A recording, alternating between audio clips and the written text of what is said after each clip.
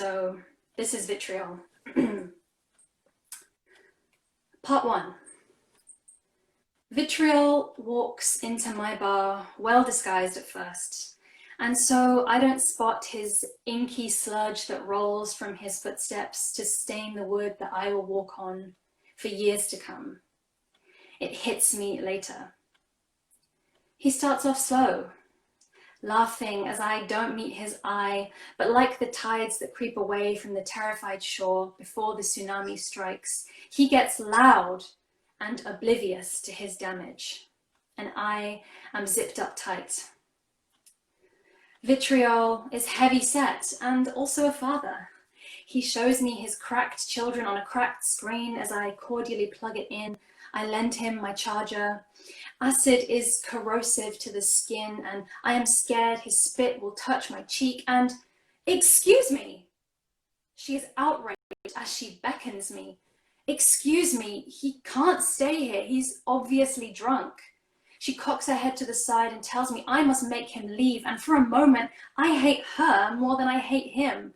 Aren't we supposed to have an unspoken understanding that being silent is still the best way? When one must drink sulfuric acid, it is preferable not to let oneself rebel. Meekness is a weapon when vitriol comes around, and so here I am, nodding and apologizing. Part 2. I square up to vitriol. I am polite.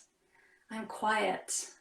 I am firm. I hand him his phone and suggest ever so tentatively that he return to his children. His children must be waiting, and later I will bite my own tongue and line my throat with bile for this sin. I have placed a spotlight on myself as the audience look on impatiently, and I tell him, "Sir, I think you should go." Now, Vitriol is not tall. He is pale and has big hands. He sees me for the first time, and I see the waves that I cannot outrun because Vitriol has opened his mouth, and if disdain had a smell, this would be it. And I'm smaller than I've ever been before, but too late. When you hold your hand out for a beating, Vitriol will oblige, you stupid, uppity bitch.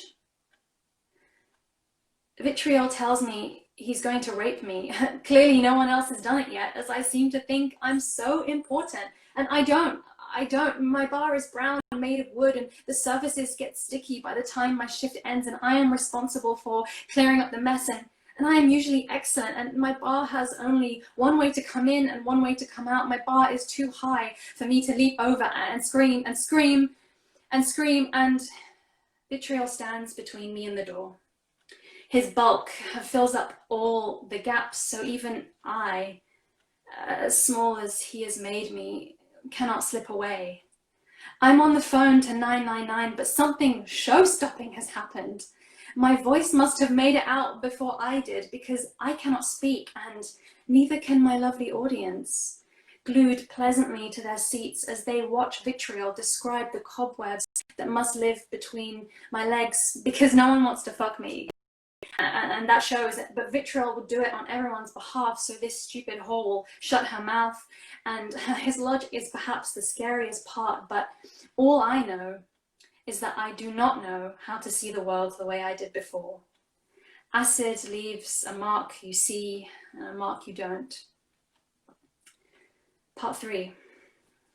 When the police come, Vitriol is wiped away, for now. Acid always comes back up the esophagus. My female friend, Miss Previously Outraged, informs me they found a knife in his bag. Can you even imagine? And when wide eyes ask me if I'm all right, I lie. I go to the bathroom and allow myself 2 minutes. 2 minutes is all Vitriol gets.